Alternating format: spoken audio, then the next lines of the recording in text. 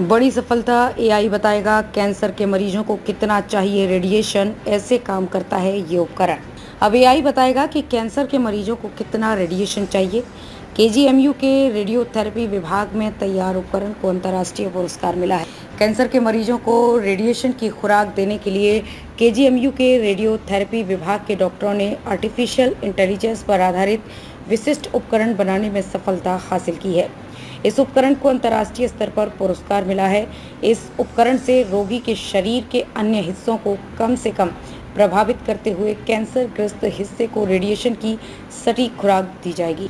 Radiotherapy विभाग के professor doctor Sudhir Singh ने बताया कि कैंसर के मरीजों में सर्जरी और कीमोथेरेपी के साथ ही रेडियोथेरेपी देने में मुख्य रूप से सबसे बड़ी चुनौती कैंसर ग्रस्त हिस्से में ज्यादा से ज्यादा रेडिएशन देने की होती है।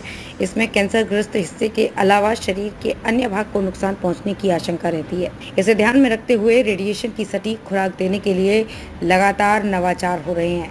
इसी के तहत सबसे पहले कोबाल्ट मशीन आई। इस मशीन के जबड़े वर्ग या आयत के रूप में खुलते थे, इसलिए रेडिएशन भी इसी आकार में दिया जा सकता था। समस्या ये थी कि कैंसर तो इस आकार में होता नहीं है। इससे कैंसर ग्रस्त हिस्से को कम रेडिएशन तथा अन्य हिस्से को नुकसान पहुंचने की आशंका रहती थी।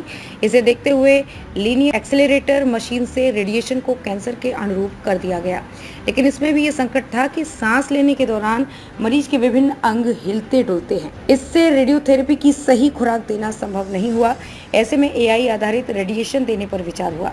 प्रोफेसर तीर्थराज वर्मा के मुख्य मार्गदर्शन में प्रोफेसर सुधीर सिंह, डॉक्टर मृणालिनी वर्मा के सह मार्गदर्शन में श्री राम राजुरकर ने वरिष्ठ पीएचडी स्कॉलर के रूप में आर्टिफिशियल इंटेलिजेंस की मदद से ये उपकरण तैयार किया गया है। ये project Indian council of medical research से वित्त पोषित है। ऐसे एक काम करता है उपकरण। इस उपकरण में रोगी के सांस लेने का पैटर्न लेजर का प्रयोग करते हुए रिकॉर्ड कर लिया जाता है। इसी के आधार पर रेडिएशन दिया जाता है। फिलहाल स्तन कैंसर के रोगियों में इसका प्रयोग किया जा रहा है। सांस के इस पैटर्न का अध्ययन कर ये पता लगाया जाता है कि किस अवस्था में फेफड़ों और हृदय को कम से कम रेडिएशन देते हुए कैंसर चिकित्सा दी जा सकती है। मलेशिया में मिला सम्मान। इस काम में पेनांग मलेशिया में अंतर्राष्ट्रीय सम्मेलन में प्रस्तुत किया। इसके लिए श्री राम राजुरकर को विशेष पुरस्कार दिया गया। भारत से ये पुरस्कार प्राप्त करने वाले राजुरकर अकेले प्रतिभागी रहे। कुलपति प्रोफेसर सोनिया नित्यानंद ने पूरी टीम को इसके लिए बधाई दी है।